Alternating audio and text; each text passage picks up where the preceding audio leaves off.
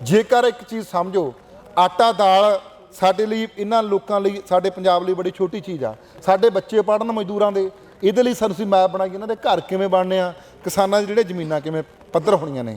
ਇਹ ਜਿਹੜਾ ਪੈਸਾ ਜਿਹੜਾ ਵੀ ਦਸਾਂ ਨੌਂ ਦੀ ਕਿਰਤ ਕਮਾਈ ਦਾ ਪੈਸਾ ਜਿਹੜੇ ਲੋਕ ਡੋਨੇਟ ਕਰ ਰਹੇ ਨੇਗੇ, ਇਹ ਪੈਸਾ ਜੇਕਰ ਤੁਸੀਂ ਨਾ ਸਿਰ ਜੋੜ ਕੇ ਚੱਲੇ, ਇਹ 50 ਜਾਂ 30% ਹੀ ਜਿਹੜਾ ਕੰਮ ਆਉਣਾ, ਜਿਹੜਾ ਕਿ 2023 ਦੇ ਵਿੱਚ ਵੀ ਦੇਖਿਆ।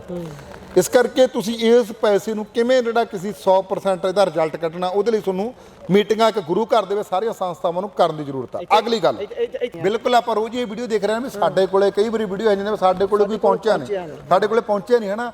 ਇਹਦਾ ਕਾਰਨ ਹੁਣ ਇੱਥੇ ਆ, ਹੁਣ ਇੱਥੇ ਮੈਂ ਮਨਜੋਤ ਨਾਲ ਹੀ ਆ ਕੇ ਗੱਲ ਕਰੀ, ਕਹਿੰਦਾ ਇੱਥੇ ਆਪਣੀ ਸੰਸਥਾ ਵੀ ਹੈ, ਇੱਥੇ ਕਹਿੰਦਾ 3-4 ਸੰਸਥਾਵਾਂ ਹੋਰ ਵੀ ਕੰਮ ਕਰ ਰਹੀਆਂ ਨੇਗੀਆਂ।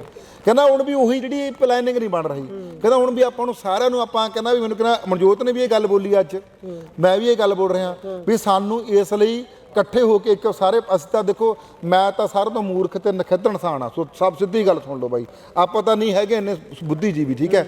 ਆਪਾਂ ਤਾਂ ਉਹਦਾ ਕੰਮ ਕਰਾ ਲਓ ਜਾਂ ਸਰਕਾਰ ਨਾਲ ਲੜਾ ਲਓ, ਜਿਹਨੂੰ ਮਰਜ਼ੀ ਕਿਸੇ ਏਜੰਟ ਦੇ ਗੱਲ 'ਚ ਹੱਥ ਪਾਉਣਾ ਉਹ ਪਵਾ ਲਓ, ਠੀਕ ਹੈ ਨਾ ਗੱਲ। ਆਪਾਂ ਤਾਂ ਨਹੀਂ ਹਿਸਾਬ ਕਿਤਾਬ ਨਹੀਂ ਸਾਂਭ ਸਕਦੇ ਹੈ ਨਾ, ਆਪਾਂ ਨੂੰ ਹਿਸਾਬ ਕਿਤਾਬ ਇਹ ਸਾਹਮਣਾ ਆਵੇ, ਠੀਕ ਹੈ ਨਾ ਜੀ ਗੱਲ। ਆਪਾਂ ਤਾਂ ਇਹਨਾਂ ਨੂੰ ਤਾਂ ਇਹ ਜਿਹੜਾ ਤੁਸੀਂ ਸੂਝਵਾਨ ਹੋ, ਜਿਹੜੇ ਚੰਗੇ ਬੰਦੇ ਹੋ, ਤੁਸੀਂ ਜਿਹੜਾ ਇਹ ਕੰਮ ਕਰ ਸਕਦੇ ਹੋ, ਠੀਕ ਹੈ।